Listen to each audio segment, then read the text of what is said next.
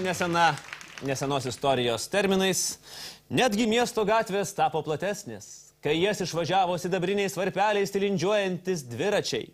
Kapitalistinės valstybės jau seniai pavydi Lietuvai, kuri seniai pavijo ir pralenkė jas. Pavydi mums Olandai, verkia prancūzai, nagus graužia netgi danai. Nes tik Lietuvoje pamatysime nevystančias dviratininkų šypsenas ir laikmetį pralenkusius valdžios sprendimus, už kuriuos mes jiems be galo dėkingi.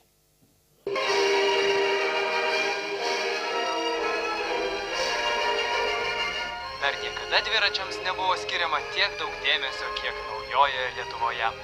Džiugu, kad į dviratininkų gretas dar neįsiliejo bei sveiką gyvenimo būdą propaguoti pradėjo ir bankininkai, investiciniai brokeriai bei statybų verslo atstovai.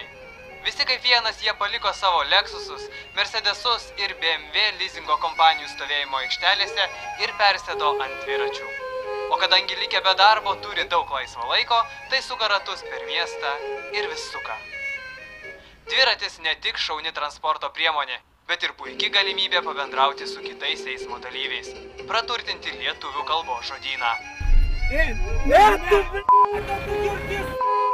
Taip pat sužinoti apie naujas judėjimo kryptis.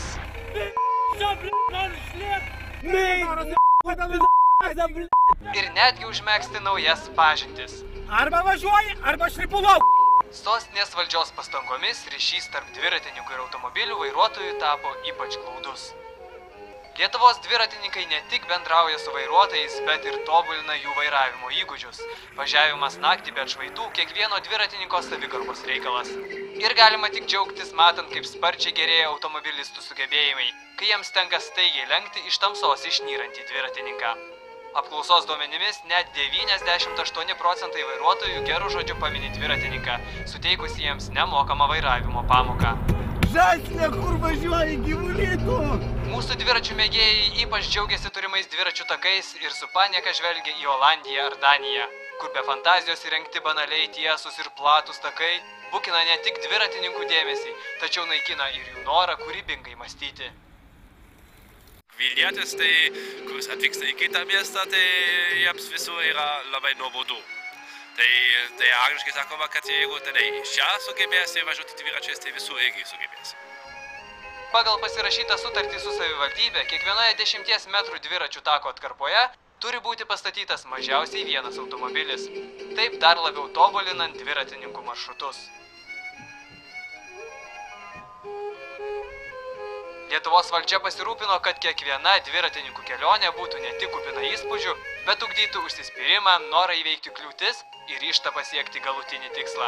Štai žvėryne gyvenantis vokietis Frankas Vurftas rengėsi nelengvam, tačiau jaudinančiam žygiui dviračiais į parduotuvę. Reikia pradėti, aišku, nuo maldos savo visiems dievams, atsisveikinti taip su visais namuose, tai reiškia su žmona, su vaikais, su gyvūnais.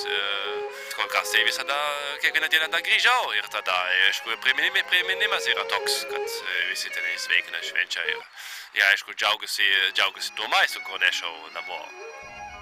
Tad su optimizmu ir pakiliai pasitikime naująjį dviračių pavasarį. Ir visi kartu dviratininkai, vairuotojai, policininkai ir valdininkai. Padarykime taip, kad visos kelionės dviračių Lietuvoje būtų nepakartojamos ir nepamirštamos iki gyvenimo pabaigos.